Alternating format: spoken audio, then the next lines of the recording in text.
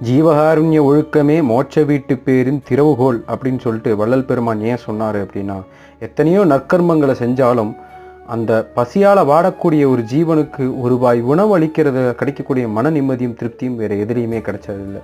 இதனால் நமக்கு புண்ணியம் கிடைக்குமா என்றால் தெரியாது. அந்த புண்ணியை பற்றின கவலையும் நம்ம படக்கூடாது. ஏன்னா பாவம் புண்ணியம் அப்படிங்கிற விஷயத்தையும் தாண்டி அது ஜீவகாருண்ய ஒழுக்கம்ங்கிறது மோட்ச வீடையே நமக்கு தரும், நம்ம மோட்சத்தை தரக்கூடிய ஒரு விஷயம் அப்படின்னு. அதை ஏன் திறவுகோல் அப்படின்னு சொல்கிறாரு அப்படின்னா, தாயுமான சுவாமிகள் அவருடைய பாடல்களில் தனக்கு உண்டான எல்லா கேள்விகளையும் கடவுளிடத்தை கேட்குறார்.